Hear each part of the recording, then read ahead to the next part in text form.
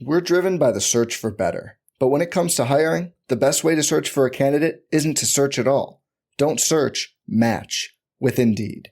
Indeed is your matching and hiring platform with over 350 million global monthly visitors, according to Indeed data, and a matching engine that helps you find quality candidates fast.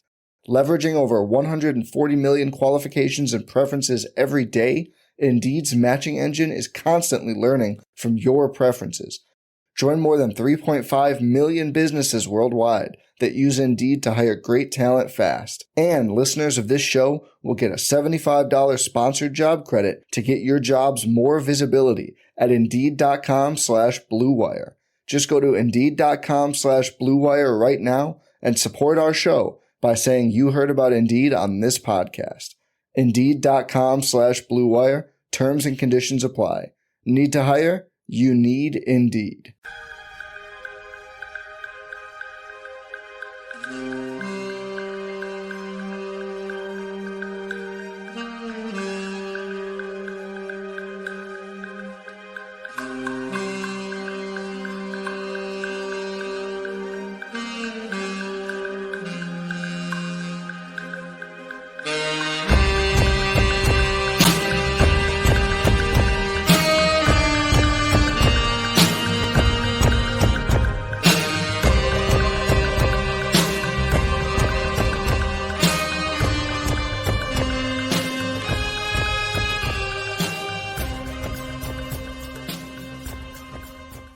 Hello, Mavs fans. Welcome to Pod Maverick After Dark. This is Kirk Henderson and Josh Bowe. You are joining us live following the Dallas Mavericks defeat of the Orlando Magic, 131-129. It is Monday, January 29th. It's about 10:40 at night. Josh, how are you?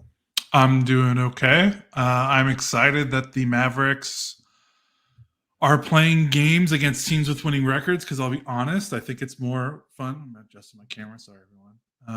I think it's more fun to talk about these games. Mavericks beat a pretty good Orlando team, 131-129. It was a wild game, but I just wanted to start off with I'm just glad we're not talking about the Hawks or the Grizzlies or the Trailblazers. It's fun, it's more fun to talk about these matchups, win or lose, when they play against these good teams. There's stuff. It's interesting because you get to the January schedule and the Mavericks wins in January. Just go starting at they had 2 wins against Portland, a very, very impressive win against Minnesota, a very impressive win against the Knicks, a really ramshackle, it was a fun game to watch. They beat the New Orleans Pelicans on Martin Luther King Jr. Day, but that game didn't really teach us much. Luka scored 73 against Atlanta, which again was amazing, but you don't really learn anything from those games because these Mavericks are just Luka good. We already knew that. Yeah, Luka good. Luka good. Really excited. A win like tonight, where just to be quite candid, they looked outmatched, overgunned. The Magic were shooting the ball really well, but there was a lot of things where it's just the Magic are an enormous team. They are probably inch for inch the biggest size disadvantage team the Mavericks are going to have all year. The Nuggets have more skilled size, but they're not quite honestly, the Magic could play 5, 6, 10 guys in a starting 5 if they ran Franz Wagner at point guard. I mean, they're just so big. So it was going to be one of these games where styles make fights. The Mavericks were going to either shoot well from 3 or get to the the one I honestly did not have get to the line 70 bajillion times on my video card. But it was just sort of one of these back and forth games where the Mavericks at halftime were kind of lucky to be where they were. And then, the third quarter, they went on a ridiculous 25-5 run, which put them back in the driver's seat. But the Magic just wouldn't die. And so we had kind of a game where Luka plays 43 minutes, the day that Jason Kidd talks about needing to get his minutes down. But honestly, they don't have a choice. If Kyrie Irving is, Kyrie Irving is going to continue to miss games, and Dante Exum is going to continue to miss games, somebody's got to play basketball.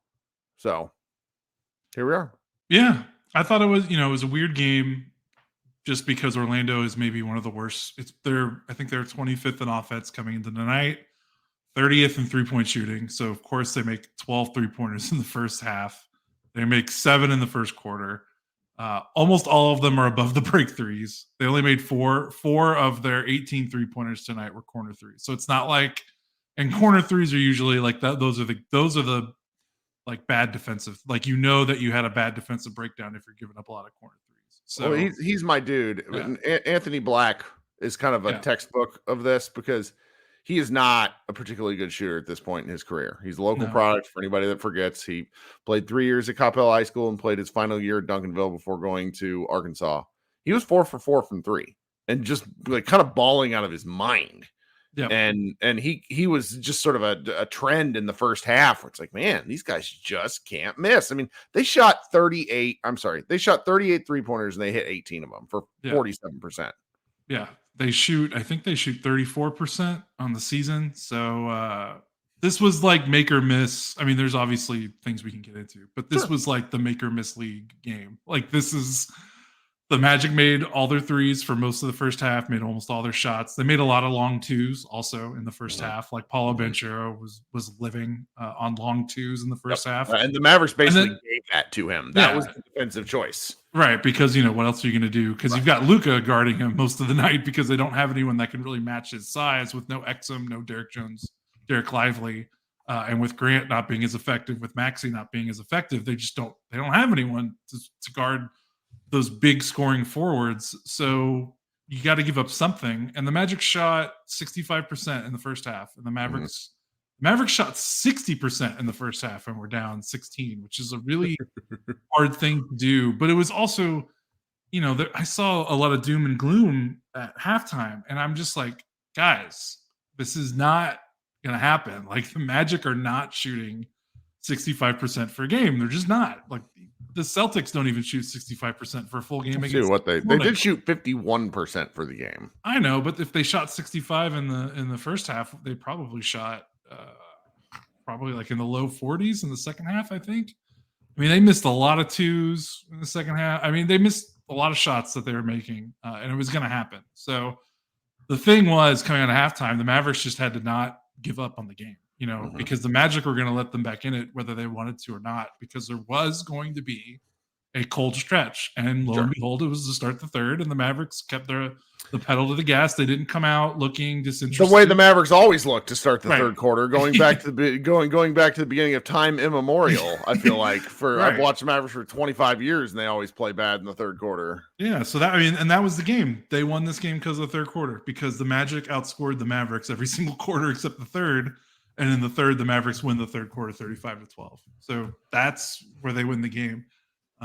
It's not great that the Mavericks gave up 2 40-point quarters to the Magic. The Magic scored 40 points in the fourth quarter, which was actually kind of shocking to me because it didn't feel like they were making a lot of shots. I think they got to the free throw line more in the fourth quarter than they did in the first 3 quarters. So it's a weird game, and there's some smaller things, but I just thought, I don't know, at halftime, it just did not seem as bad as the scoreboard looked, because I just knew, you know, now whether the Mavericks the door was going to be open. Now, whether the Mavericks would walk through it, you know, we don't necessarily always know with this team right now and with the injuries and kind of how they're playing, but they were going to give the Mavericks a chance to win this game, and they did in the third. The Mavericks took it, and then, boy, did they ride out a weird and wild fourth quarter.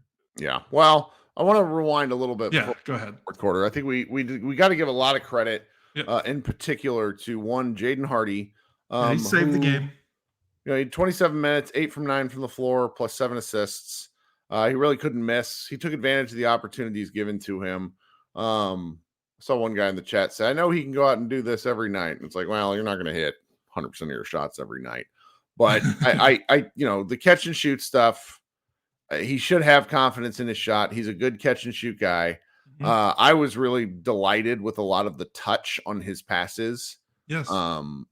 We've been pretty critical going back to Summer League, where it felt like his placement and his speed on his passes was often, I mean, just to be quite candid, fucking terrible for an NBA player. He didn't look like an NBA player, like, you know, either too soft. And I'm sorry, like a lot of people aren't going to get this, or don't understand, or don't care about this level of nuance, but an inch or two on passes makes a difference with these guys when their athleticism. I mean, when you go to an NBA game, it looks like there's no room on the court. So he had a couple of drives that ended up in the hands of Lively for dunks that were just, magnificent. And I was just really, really glad for him because I've been really hard on him. I mean, I'm on record. Like I want the Mavericks to move him. I'm just not sure, there's not a lot of room for him on this bench, but it's nice that he stepped up when the Mavericks needed him, because if he wasn't anything other than sublime in the first half, the Mavericks would have been down by 25. Yeah, it's pretty crazy. Basketball is funny because it's like he had his best game by not even close. This was his best game of the season. And he's been struggling pretty hard for the last month or so. And who would have thought that his game, he would have this game against this team, this Magic team, which is on paper, maybe the worst matchup for him in the league. Just a bunch of size and a bunch of length. Yeah, just against for a guy that struggles getting around people with his live dribble, and for a team that can close out and take away shots as well as the Magic can, it doesn't compute that he had. Well, I felt so that makes it all the more impressive. I would need to go watch the tape again, but I felt like everything that came with his offense tonight came with him already on the move or completely stand still. Yes, when he tries to slow down and operate, he can't do that. And that's okay. That's not his skill set. But if he's moving, he looks all right. And obviously it paid off nicely tonight. The other thing, his offense fueled his defensive effort. And that really matters. I talked to Bobby Corral about this last week. Just watch what Hardy gets burnt once a game because he's ball watching. He'll watch the shot go up and his guy will get back. He played harder tonight on that end of the floor, and Kid rewarded him for it. 27 minutes is a lot for him. So I'm really glad that he got the time. I'm really glad that it worked out for him. Yes, for sure. He was, they lose this game if he misses 2 more shots. That's right. And he was 8 of 9. So that's right. So let's see who else was really kind of interesting and all over the place. This was a really impressive game from Lively, especially considering this is also not a great matchup for him when you consider how much beef the Magic have in their front court. Because Lively is great. He's big, he's long, but he's still got that rookie slender body. And Banchero and Wendell Carter Jr. are sturdy lads. Those are strong bases with those two guys. And then Mo Wagner coming off the bench is not maybe as stout as those two, but he's still also a pretty big boy. So that was impressive to see him pretty much on his own in the front court, aside from Luka, really. Just battle the way that he did. It's one thing, you look at Wendell Carter and Banchero, when you're a center and you've got a 4-man that can kind of also rough it up and play tough and play big in the paint, that's such a big deal for us. Having someone else that can also box out. So you don't feel like you're the only, if you don't get this rebound, the team doesn't get the rebound. That must make it so much easier for these front court guys to play. Lively is doing this with nothing behind him on the front court. Grant Williams has been awful this season. Maxey has been non-existent when he does play. Yep. They don't play Lively and Dwight Powell together for obvious reasons. You don't play him and Holmes together. Lively is literally a man on an island in the paint sometimes for the Mavericks. And for him to continually finish these games as strong as he does, I know he only had 8 rebounds. I know he had 0 offensive rebounds. He did. Or no. I'm sorry. Looking at the wrong stat line. He had 11 rebounds, 3 offensive. He was the only player on the Mavericks to have an offensive rebound. I know it's 11 rebounds doesn't scream it's a good game, but maybe it's not matching the praise that I'm giving him. Yeah. But when you consider the opponent and you consider the fact that his front court starting player Grant Williams had 2 rebounds. Yep. Maxi Kleber had 1 rebound in 22 minutes. It's unfair that this 19-year-old has to do all this, but he's doing it. And then he's doing all of that, and he's still rewarding you on the other end of the floor with 8 of 9 shooting. He made 4 free throws, which is not bad for him. I know it's kind of right in line with his free throw percentage, but 9 free throw attempts. He made 4. You take it. Like, he's steal a block. Like, he scored 20 points. Like, I can't say enough about Lively's game. And I think it might get a little overlooked with the Luka 45 points, with the Hardy 20-point explosion off the bench. But Lively was just as important, if not more so, in certain aspects. Hey, Hardaway had 36 points off the bench. Oh yeah, Hardaway at 36. You're reading tonight is tough. I'm just teasing. Hardy at 20. I said Hardy at 20 off the bench. Sorry, Hardaway did start with 36. Yeah. Tell me if you noticed this.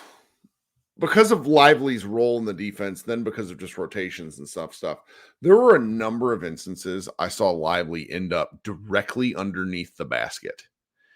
And yeah, he had 5 fouls, but he also played 41 minutes. Yeah. And he did not do anything that I saw that resembled panic.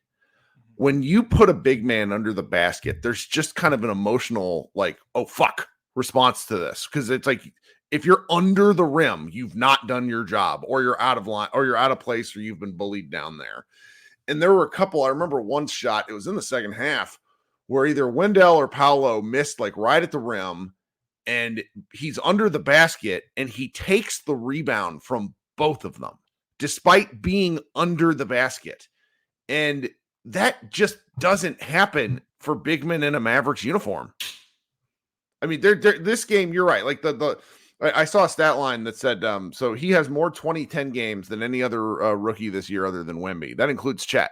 So I think that's pretty fascinating. So his game really was kind of the highlight for me, because you get to the other stat line, Tim Hardaway, 36, 36 and 8, obviously nothing to scoff at, but it's a different feel, because Tim lit, again, this is why we keep coming back to why we don't think the Mavericks are going to trade Tim, because Tim's the only one who will shoot these fucking shots. Yes. Like, Luka just has this, there's apparently a bad question in the presser where somebody asked Tim about, developing chemistry with Luka. It's like, they played together for 5 years. What are we doing? He's like, they work together. Like, they know. And like, Luka just sort of has this tendency to find him in that, 4 to 8 second shot clock range, and, hits him right in the shooter's pocket. And Tim is willing to take the shot. And everybody on this site that we talk with that hates Tim completely discounts the willingness to take the shot. Guys don't want to look bad in the NBA. Tim does not give a shit. Sometimes that absolutely bites him in the ass. I'm not gonna lie about that. But with what the Mavericks do with Luka's ball control, you have to have that trigger man. So yes, you're absolutely right. He took 9 threes. All other non-Luka Mavericks combined took 18. No, hold on. Oh no, non-Luka. So that's 5. Took 10. That's got to be their lowest 3-point outing of the year. Yeah, for sure. The Magic were running them off the line really well. But yeah, Tim took 9 3-pointers. Every other non-Luka Mav combined for 10. Sure. The only other people in the starting lineup to shoot: Josh Green took 3, Grant Williams took 2, Maxey took none in 22 minutes. I just send Maxey, send Maxey to the moon. I'm so tired of him. He is such a gigantic wimp. He gets the ball on a kick out, and they know he's not shooting. They know it. He had a corner 3 that he passed to a covered Jaden Hardy. It's like, get out of the game if you're not going to shoot. Sorry. We're not going to talk. I don't want to beat on guys too badly this game. And then before we cut to break, I do think it's worth addressing. Of course, it's worth addressing the 45.9 rebound, 15 assist man. I didn't even notice he had 45 points. That's how fucking good this guy is. He obviously scored a ton of free throws, but the pass that was my favorite was the look away jam to Lively that put them up 126 to 120. And he was sitting there he's like, I don't know what he was doing, but it's, he just manipulates people. My favorite quarterback, my favorite team is Kansas City Chiefs. Patrick Mahomes manipulates people the same way, where guys just freak out when he's looking a particular direction. He's so good, man. Yeah. I'm never going to get bored watching him. He's played now 45, 46, and 43 minutes. And in those 3 games, he has 73 points, 28 points, 45 points. 8 points. He has 30. Looks like he has 39 assists in those 3 games, I think. Responsible for like 300 points. Like he's got 29 rebounds in those 3 games. Just I was really worried coming into January. He he played that ridiculous December where he averaged basically like 38, 11, and 9. And he was averaging basically 40 minutes a game, 39 and a half. So let's just call it 40. And I was worried because if you remember last season, he also had a heroic December where they basically needed him to do almost exact same stat line, like a 38-point triple-double for the month of December, averaging almost 40 minutes per game. And I was looking at it the other day and I was like, I'm a little concerned because he obviously came out of that December last season and did not close the season as well as he should have because he was a little burnt out. That's a lot of minutes. With the usage that they were giving him. That's right. I was a little concerned that is that going to happen? Does that happen again? And in January, he's been really good. He had like a couple of kind of weird games in January, like the loss against Utah. He was really bad. The loss against Memphis, he was also really bad, but that was a game he got hurt. And I was just like, is he going to get hurt? Is he going to get worn down? Because they're asking him to be Superman for almost an entire season again. And for him to respond at the end of this month with these 3 games, they go 2-1. Like, if they don't win these games, like the schedule is pretty bad. Like, it's just you can't say enough about his effort. Hopefully this is the off season. We all feel like this last off season was the first in a while that he took seriously in terms of working out and conditioning. Hopefully that is paying off now. But I will say, you could do all the off-season work in the world. It is not like NBA players cannot play 45 minutes a night with like high 30s, low 40s usage before, he's going to wear out if they can't get healthy or figure something out. But for right now, it's just, it's incredible. I can't believe it. I can believe he's doing this, but it's also kind of unbelievable. So sorry, I was looking at a clip because we're going to talk next. All right. So we're going to cut to a quick break. Actually, not a break. We're going to let me do the thing I always do, which is ask you to go down and like the stream. Got 234 people in here right now. Would love to see 234 likes. That would be very nice for Josh and I. While you're down there, if you could consider subscribing to our show. If you're listening to an audio version of the show the next day, please send me an email. Please review the show. Please leave a star rating. That sort of stuff is very, very helpful to us. Josh and I, we grind out a little bit of coin from this. It's part of the incentive that we keep doing this other than the fans. We really like talking to all of you guys. And anybody that's listening on the live stream, when the show is over, if you could go leave a comment on the actual video itself away from the live stream feed. Now, for those of you listening on the audio version, I'm going to cut to a quick ad read, and then Josh and I will be right back. All right, thanks so much for bearing with us. All right, I think that's probably the most that we need to do with that game, because there's elements of what you just talked about towards the end now that want to that basically speak to what I think we're going to talk about next. Because had the Mavericks not won that game, we just don't expect them to win any of these next 3. Just to be quite candid, like they're going to be. I would love it if they won. That's not what I mean. It's just they're going to be they're not going to be expected to win any of the next 3. So you go into, you look at their recent record and you see the fact that, okay, their wins in their last several games required Luka to score a bajillion points, and that would be it. It was like things were just looking like, I'm more serious about this. Like it's you don't want to make any assumptions, but I would start to wonder if Jason Kidd would have not had a job, because they just don't have many changes they can make, So why don't you start talking a little bit about what you were thinking about pregame? Yeah, that's what I was going to ask you. Was Jason Kidd coaching for his job tonight?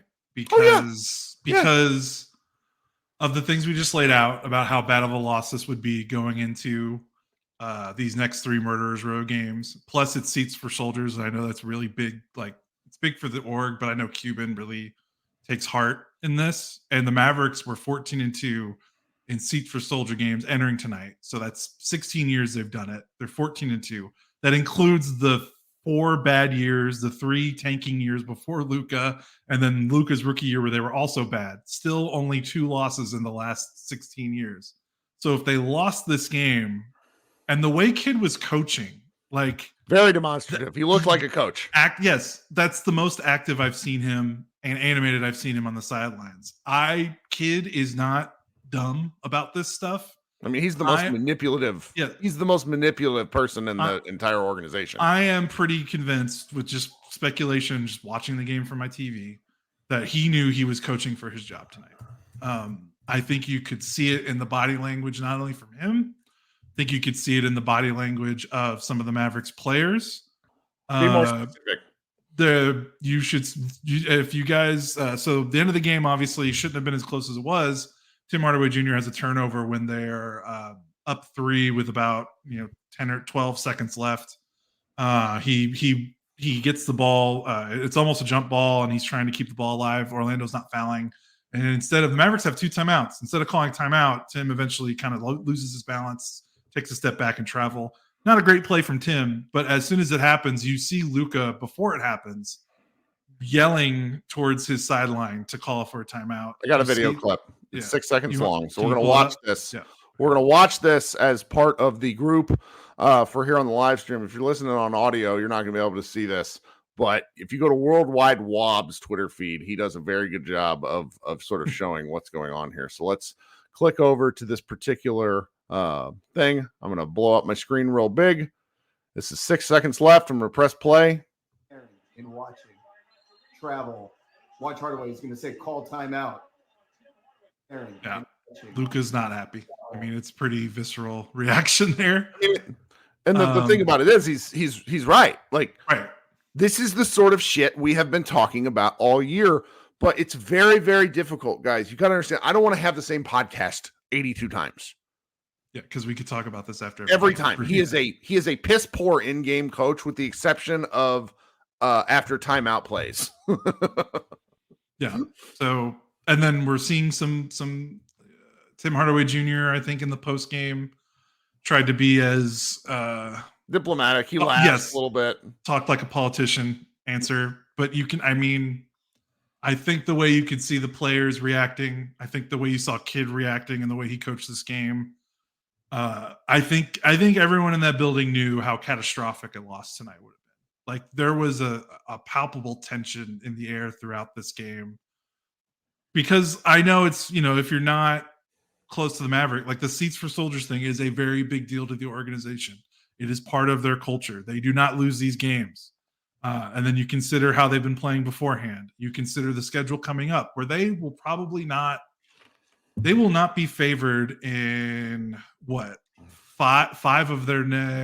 of their next 5 games. They will straight up not be favored in the 4 of their next 5 games.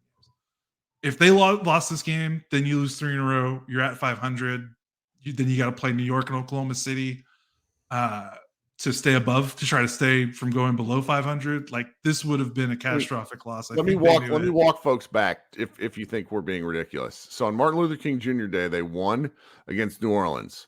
Okay, they're 24-17 after that win. They proceed to lose to the Lakers, Celtics, Suns, Hawks. I'm sorry, they beat the Hawks. They lose to Sacramento. If they would have lost to Orlando tonight, we can, the Minnesota game on Wednesday is going to be tough. Then Milwaukee, then Philadelphia. Yeah. And then you got toss-ups against New York and Brooklyn. Then Oklahoma City. Then you play Washington and San Antonio. It's that bad. Yeah. So I don't think it's a coincidence that he was jumping up and down on the sideline, yelling at players, yelling at refs. By the way, this is the most mad I've ever seen him get at refs, by the way. He almost ran to full court twice on that play. Tim Hardaway Jr. tripped court. Or fell over his own feet. And funny enough, the Mavericks shot 43 free throws tonight. Wow. Sticking up for your players seems to have a net benefit. Who would have thought? So also, they did stuff, by the way. They made in-game adjustments. I know the kid had some really bad moments, but they switched to a zone. Well, they tried playing it in the first half, and it did not work. The zone. This is a good question. But then in the second half, the zone was the key reason they made that third quarter run. So based on what you just said about Kidd getting demonstrative, Mavericks fan in the chat says, okay, but why doesn't Kidd do that every game? My answer, and I'm interested in what your answer is that Kidd knows the season's really long. And you cannot behave like that every game. Look at Luka, because nobody listens to him anymore. However, my criticism is that you can do it 1 in every 10. You can show a little fire. That's the first fire I've seen out of him this season. What's There's your also thought? you can also show all energy doesn't have to be negative energy. Like you could still be positive and energetic. Like it doesn't need to be demonstrative. Doesn't always need to be within like yelling at players and telling them like, "Hey, get your head out of your asses." It can also be like rah rah, let's go. Like let's pick it up. Let's do this. Let's beat the shit out of these guys. Like let's do let's run it down their throats. You can do that too, which he did a lot in the 2022 playoffs. Had him mic'd up, and they had a lot of sideline coaches' audio clips of him from that playoff run doing that. So I don't know why he doesn't do it all the time, other than maybe that there is a sense of job security that he feels in his current position. He is friends with, I think it must be said, this is the closest he is to his front office and ownership group since he's been a head coach. He did not get along with the ownership in the front office in Brooklyn or Milwaukee. Cuban and Nico are his friends, like straight up. They are close friends. Yep. So he was not close friends with the owner or the GM in Milwaukee or Brooklyn. So I think that has a difference. He probably doesn't feel like he has to do this every night. And maybe he thinks he doesn't have to do it. I don't know. Like now I'm trying to like psychoanalyze a guy from my couch, which is tough. Like yeah. A lot of our fans want us to do it, and we shy away from it simply because it's not good business. Yeah, but it was obvious tonight. It was, yeah. Like, I think he knew, and I even think I think they knew that he was coaching for his job tonight. I think if he lost, I don't know. Maybe it's tough to say. Well, I mean, we didn't talk about this because it didn't come up in the flow of our show, but Luka went on TNT and Shaq asked him if he'd had a talk with his coach about his behavior when Kidd has said they have had a talk about his behavior. Multiple times he said they've talked about it. And Luka was like, no, we've not talked about it at all. Yeah. And, I tend to believe Luka Doncic. Right. I don't know why he'd lie about that. Right. Especially when it's like, it makes you lie about. Right. That's like, why would you lie to make your coach look, I don't know. That would be weird. But yeah, it was just funny to see the energy in him and like the fact that they were making adjustments. Like they played more zone tonight, I think, than they've played in any game this season. I don't have the numbers, so I could be wrong, but they played a lot. I mean, and there was the reason why they won the third quarter, because the Magic don't really have a true point guard. Like Suggs and Anthony are kind of like scoring guards in point guard bodies. And you need a floor, you need a floor general, so to speak, or a distributor when you're playing against the zone, someone that can put you in the right spot. Not necessarily one that's going to rack up assists, but just someone to be like, hey, let's run a set. Let's get here. You go here. Like, let's make sure everyone's in the right place. Magic don't really have that guy. So it was smart to run zone. It didn't work well in the second quarter. So I wonder if halftime was them going over it and be like, hey, this is where y'all need to be. And yeah, is this a sign of things to come? I don't know, because I don't know if there's any coaching Kidd can do that's going to prevent what I think is going to happen in these next three games. That's what makes some of this stuff so frustrating is I think the Mavericks have real reasons to look at what's going on right now and saying none of this can be helped. You can't help the roster at this point in the season. Everybody's hurt. So we're just trying to survive. That's what makes the kerfuffles and the miscues really stupid. Because you get put in a winning position, you're up 126-120, and you win by 2, and you gave up the last shot of the game. Yeah, we didn't even talk about that. I thought that was going in. There's some there was I mean, great. You watched it from above. It was actually much more, but from the side, it looked like Franz Wagner's shot was going to go in. No. Anyway, I think just to sort of put a bow on this and not beat it to death, that he needed the win, whether or not it would have been fair to him. At some point, when the vibes around this Mavericks team are not great. They're just he's supposed to be a vibes guy. Yeah. Like, that's and supposed if to you're be a player's coach and everything's a little bit at a certain point, things like you just got to start answering questions. I mean, kids going on 97-1 the Freak at 9:40 tomorrow with K Fun tweets. Whoever, I can't remember that guy's name. Yeah, Kevin Turner. And so, maybe you'll tune in and get some interesting answers there, because I think in those situations, kid's a little more willing to talk than he is at like press conferences. All coaches hate press conferences. So as much as he drives me crazy with this, I should be more charitable with it. It's one of these things, like, he's going to be the coach until he's not, but there are just more and more things that make me go, because the Bucks fired their head coach.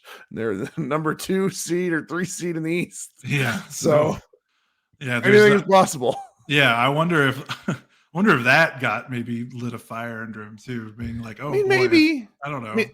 I think you're right in the sense that he can look at the schedule. He's seen what's come before, and he's not dumb. Ahead. He's not dumb. No, he's not dumb. That's kind of like the misconception. People think like he's just not liking it. Like he's stubborn. Yeah. There's a difference. Gosh, what was I was gonna say something related to the kid. Oh my gosh, I think I lost it. But it was you brought it up the last podcast. We just don't talk about it a lot because, like you said, we can't talk about this after every game. But I mean, there's really only one 30-game stretch that they've looked like a really in 3 years, yeah. And since he's been a head coach of Dallas, it's been the second half run of the 2022 season going into the playoffs. Yep. Because before that, the first half of that season, they were bad. And last season they were bad. And this season they're mucking around, now they're not at 500, but they're kind of mucking around a little bit. They've been under 5. They've been basically a 500 team since November. So yeah, like they haven't had a long sustained stretch with him as coach besides that 2022 run. So yeah, I mean, I don't think it wears down on him eventually. You can't lie all of that at his feet, no. But I at a certain point you got to look and say, hey, what can we change? Here? The defense isn't improving. The offense is the same. We just, the way this team wins basketball games is Luka Doncic good. Mavericks shoot ball well. Like they don't have any other recipes for success. They don't run plays. Except for out of timeouts, which is so weird. Yeah. Because it's like, obviously got a playbook. Well, and Kid does have input on their roster. Like, Kid was why they went out and got JaVale McGee and wasted their mid-level exception, one of their big chits in the ability to make roster moves. Is a monstrously wasted asset that rests on Jason Kidd. Sorry, it does. Yeah. I mean, Nico too, but it's I don't know. You don't want to beat a horse to death because the season is far, far too long. A lot of fans that get on these sorts of things and comment live are just as impassioned as I used to be. I try not to be that way anymore, but I get it. And so it's like you don't want to over lean into it, because then you got the completely other side of the media coin. Let's just say, we can name names. It's okay. They're like old school media hat guys like Bob Sturm for the ticket and probably your Brad Townsends of the world who have covered a bajillion NBA seasons and say like you can't get upset over a certain stretch of games. And that view has credence. As much as I don't like it sometimes, it's something you can't ignore. And so Mark Cuban is a conservative owner in that regard. He is not rash. I mean, somebody noted it in the chat earlier. They didn't fire Donnie Nelson when he stormed out of the 2020 NBA draft like the big drunk baby that he is. Yeah. I mean, how many coaches has Cubans had? 4.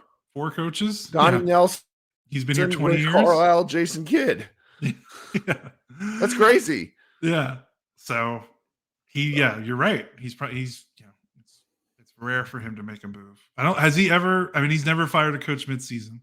Nope. Right? So, yeah. Oh, man. Okay.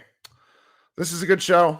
Somebody asked if I'm going to have a secondary live show. Yes. So what we're going to do here is I'm going to go to a brief break. I'll probably cycle our video a couple of times because I need to find some water, check on my wife real quick. I'll be back in 2 to 3 minutes, and we will have the live fan show that you guys should come up here and participate with. Tell me where I'm right. Tell me where I'm wrong. If you're listening on the audio version of the show on podcast feeds, that show will get posted on Tuesday afternoon. Thank you so much for your support of our show. Remember to like and subscribe and to leave comments. On behalf of Josh Bowe, this is Kirk Henderson, and this is Pod Maverick. Everyone have a very good rest of your week until we meet again on Wednesday. Bye, guys.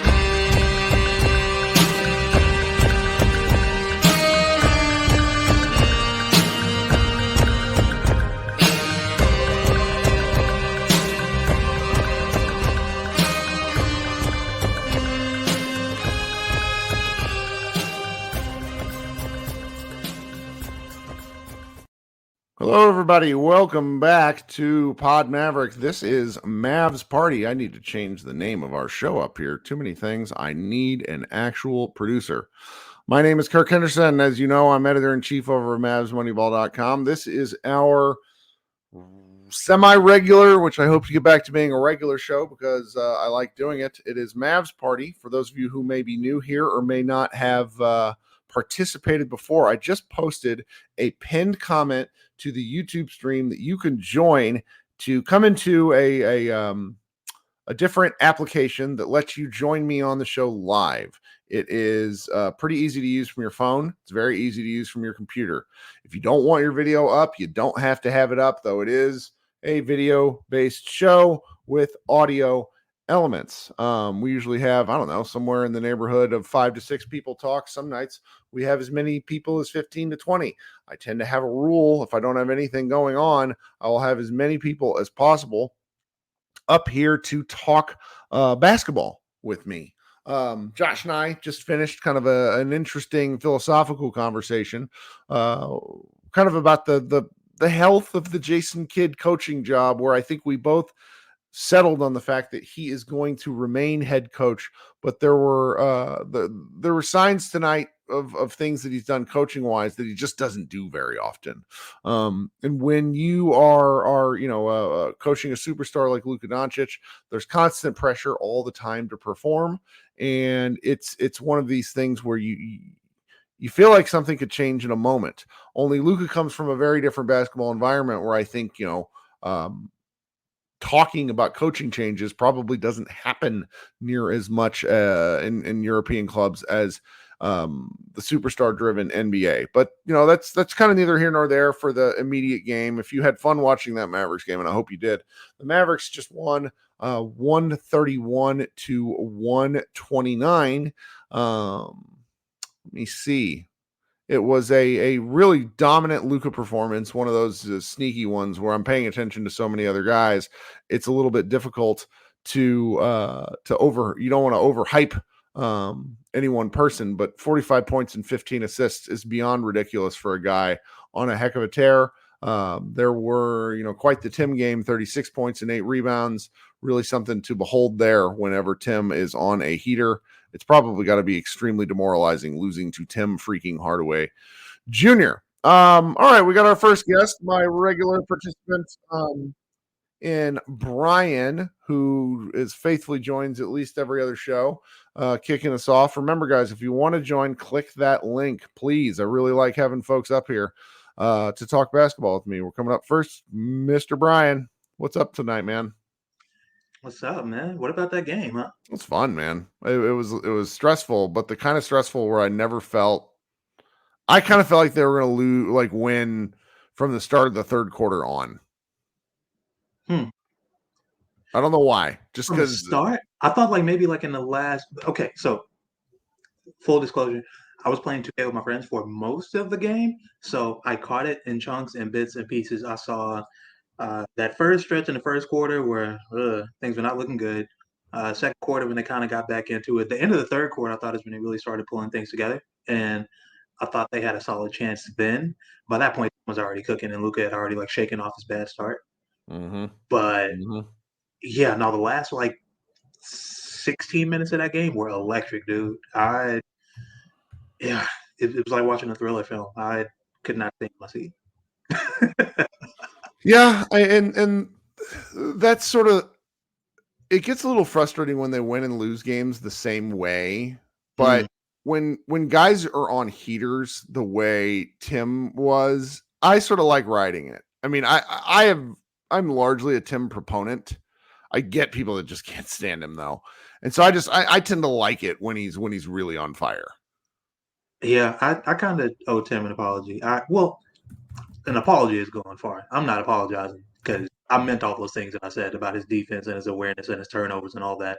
But as everyone who watches this team knows, when Tim is on, like it doesn't matter if he's bleeding points. It doesn't matter if he's giving up. And he had 8 boards tonight, so shout out to him. Like actually, taking pride on like doing work on the defensive board. So that really, really helped us out. Yep. And he was just unconscious when he's making shots like that, whether they're like open catch and shoot threes or he's dribbling into like his little midi that he likes. If he's making it, you're not gonna hear a peep out of me. And tonight he was on fire. He was one of the dudes who was really like ready to come in and take those shots. Lost on defense though, man. He gets lost in transition, especially like a rookie. And I'm like, dog, what? It makes me so sick to my stomach. But it's like, okay, when you do this, I can stomach it, but it's like I'm ready to get off the roller coaster. I'm still ready to move in. Hell, I tweeted this. I was like, with him and Wendell Carter in the building right now after the game Tim just had, I'm not letting them leave the building until we get that deal done right now. We can go ahead and make this swap happen. Y'all ain't even got to take jerseys off, man. Yeah. Also, a quick shout out to Jaden Hardy, man. He had a little run like in the middle of the best game of the year. Not even close. Yeah, right. Like this is. I think I tweeted this was the best he looked in weeks, but this is probably the best he's looked all year. So shout out to him coming through and having a big game. When it's like you said with Josh earlier, I think everybody knew what a loss tonight meant.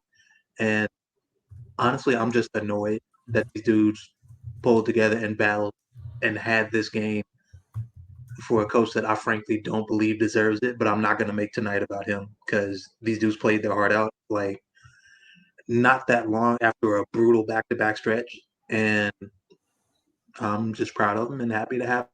Yeah, I mean, I said this in the last show, and I got to be consistent. It's important to be consistent and not just be a fair weather guy. Mm-hmm. I've kind of asked that he get traded or ejected or sent to the moon or something of that nature on multiple shows. And big picture, I don't really see where he fits with the Mavericks. But when you're down Kyrie Irving, when you're down Dante Exum, it's very, very nice to see a guy step up. It's like, hey, man, can you or Seth come in and just make shots? It's the one thing we need you to do. All we need you to do is make shots, not turn the ball over, and just not kill us on defense. In fact, you can do the third thing if you just don't turn the ball over and make shots. And he came in tonight. He filled his role, and I'm happy for him. Yeah. No, it's nice. It's nice. Who else was kind of interesting to you tonight? Because it was a little disappointing to me to see Grant Williams become a pumpkin again. But this team is so long, the Orlando Magic. I mean, it's hard to get too bent out of shape about it. So yeah, this is a really bad. Like I was talking to one of my friends before the game even started. I was like, dude, them starting Jonathan Isaac just cause is like them rubbing our noses in the fact that our power forward is 6'5". So I always knew this was going to be a bad Grant game. I'm not mad at that. I think I saw him splash like one corner three and then break another one. I didn't see too much of his game tonight to really be mad at him. So I think that's right. That just kind of is what it is. Josh, I don't know what he finished with. I know he started the game terribly, and Josh also finished the game like Josh. I have a hard time with Josh. Everything I say about Josh is mean. Josh was awful tonight. He was awful. Yeah, he wasn't great. I thought he had like a couple of good plays towards the end of the game, but he made a layup finally. That's what it was. In the last minute and 30 seconds, he made a layup. So, which I mean, they needed the layup. They won by 2. Mm-hmm. So, yeah. Well, I can't be too sassy here, but it was It was definitely something.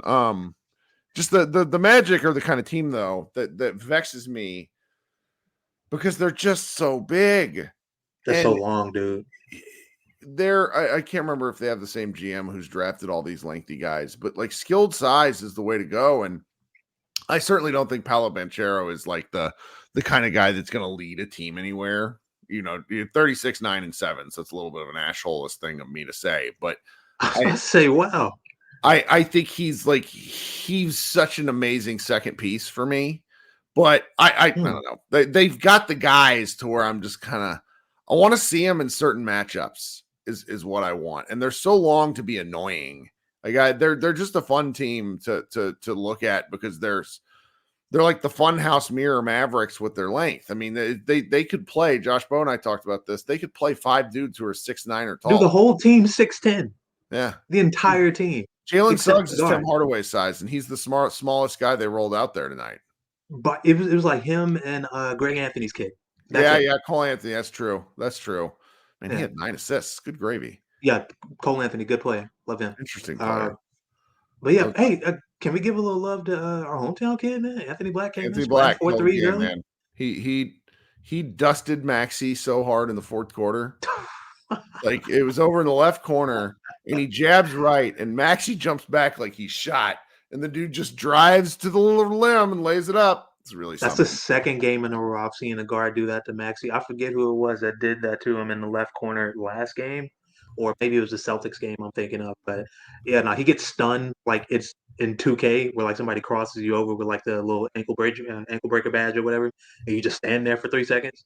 Like that's the type of time he was on. It was pretty nasty, but I'll forgive him because Anthony Black was killing everybody tonight. Yeah. At least in the first 3 quarters. Yeah, he was the guy that for everybody that forgets, like I irrationally wanted him to be a Maverick because I wanted a guy that went to my high school to be a Dallas Maverick. Obviously not the right pick for the Mavericks. Shout out Derek Lively, who played one of his 3 best professional games tonight, I think. But he played a heck of a game. Yeah, man, against this team too, with all this length and like everybody who's going to be helping him, like on defense, coming to like protect his weak side is like 4 or 5 inches shorter than whoever's going to have the ball and be driving to the rim, and he held down the paint anyway and just did a really admirable job. I'm so proud of that kid, man. I won't tolerate any Lively slander from any direction. I don't care how bad he plays. I don't care how bad his hands look on a certain night. I don't care. Yeah, no, I get it because it's tonight was a night where both he and Jaden Hardy shouldn't have played well just due to the matchups, and they both played great. It's nice. It was nice. Well, it seems like we got kind of a quiet crowd tonight. We don't have anybody else that usually, after a win like this, we get at least a few people in here that want to come talk basketball, but seems you're the only one willing to save me tonight. So maybe I will cut this one short and might not even don't know if I'm even going to post this one to the audio stream because it'd be like 9 minutes long. It'd be a little bit weird. That's how it goes sometimes. Yeah, I just like it. It sucks because like we had such a cool thing going with the other app, but then Spotify just killed it. And granted, gets way more reach. I mean, look, we got 200 people just hanging out in here. And at certain nights that gets up to 300, 400, but it'll never be like that. Were you in the room that I did one night that had Mark Stein and Kevin O'Connor, and there were like 9,000 people listening to the live show? I don't think I was there for that one. It was like one of the trade deadline ones, of course. So it was like, oh yeah, oh god, maybe I was there. It was just nuts. Like I remember Brian Damaris joined the show. Yeah, like I don't even think he likes me, but he's like, oh, this is this is so popping. I got to be there. Yeah. Green room was like a lower barrier for entry. People just don't want to come up and do these things. But you figure after COVID, so many people like to be on screens, they just don't even care. Like we got Jason down there in the chat. Jason used to come up once a show. Give me his slightly grumpy Mavs takes, but that's okay. I'll try. I think once I get back in the regular rhythm, I'm going to do one on Wednesday, and I'll do one on the Saturday game too. Kids sleeping a little better, so that will help. But you got any other takes before we? I think I'll answer a couple of questions from the chat, and then we'll get on out of here. Hey man, y'all. He played badly tonight. Give Josh a little grace. He's been playing great for like 2 weeks now. Sure. Y'all know how I feel about the inconsistent players, and you know how much I would be yelling at Josh if he were He had us on a roller coaster right now. But he's been really good for like 2 weeks, so I'm gonna give him grace for this game. That's Next, fair. brother, we need you to hit some shots. That's fair. Okay, so thanks so much, Brian. We'll talk soon. So hopefully see you on Wednesday. Yes, sir. Have a good night. Night. All right. Somebody asked me in the chat, give me, your kind of trade deadline take. I am the worst Mavs media adjacent person when it comes to trades. You got former Mavs Moneyball staffer Lauren Gunn, who loves throwing out trades left and right, including like the big 4-teamers. You got Dalton Trigg, who manages to get aggregated based off of stuff that he just makes up in his head. And then there's like Mavs Moneyball, where you just don't see a lot of trade stuff. That's kind of by design, because I'm just, unless I think the Mavs have the ammo, I'm not really going to talk about it. And I still am of the opinion that unless they are getting a buy low, like very low person, I don't think they're gonna go get anybody, because I don't think they want to use their own. They only have 1 first-round pick. Now, lots of people like to correct me and say they could use 2 first-round picks right now. I am nearly certain they can only use 1 first-round pick because of kind of their future obligations. If they get out from underneath the Knicks obligation that they have right now, which is the 2024 draft pick, should go their way. At that point, they'll be able to, it frees up future assets for them to move. So I think if they were going to make a move, they would want to do it when the move takes them from a fringe, let's just be, the range for the Mavericks, I think charitably, is play-in to just barely missing the play-in, like 6th seed. That's sort of where they are. That's sort of what, whatever move they would make, even if it was with a single draft pick, I don't think moves them out of that range. Now, let's just say, I don't want to say like darkest timeline, but a possible move, if it gets bad enough for them, I really think they might take on Miles Bridges. I think that would drive our fan base, particularly our online fan base, absolutely batty.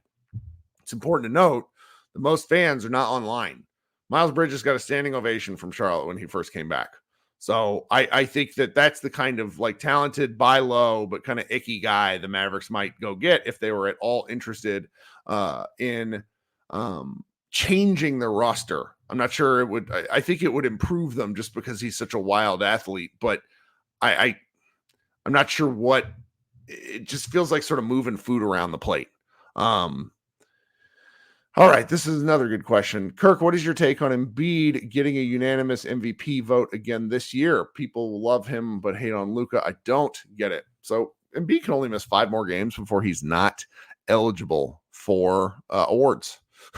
so I don't think he's going to get there. I don't think he's going to be eligible this year. I really don't. I really don't. So I think the MVP will probably cycle back in a big way to Giannis Antetokounmpo, who is playing just monstrously terrifying basketball. He's and potentially like SGA. SGA has kind of the narrative vote behind him with the team that high. I think I still don't. Giannis is just sort of my guy in my head when I'm not thinking about Luka, just because Giannis tends to do it night in and night out. So that's sort of where I am at that point on these bigger fan questions. Now the Mavericks could surprise me. I just think that any move, did I use this analogy already? It's like how my son tries to move food around on his plate to convince me he's eaten more than he has. It doesn't fix anything. It is just, changing out parts. The Mavericks this year, we know who they are, but you don't fix what the Mavericks have become in a day. This season was a big step, but it's just not something that's going to happen overnight. All right. Everybody come back on Wednesday. I think I'm just going to post this entire show all in one show tomorrow. It'll be nice. If you are at all interested, come prepared and ready to talk. I will hang out late and talk basketball with anybody, including Brian, who comes up here most shows. Anybody listening on the audio feed, come subscribe to the show and you can get notified when we go live. We do these all in one big live stream, me talking for as many 2 to 3 hours. Not great for the vocal cords. What are you going to do? This has been Kirk Henderson of Pod Maverick. This has been Mavs Party Live and Mavs and After Dark. Thanks so much for hanging out. Everybody be good and go Mavs.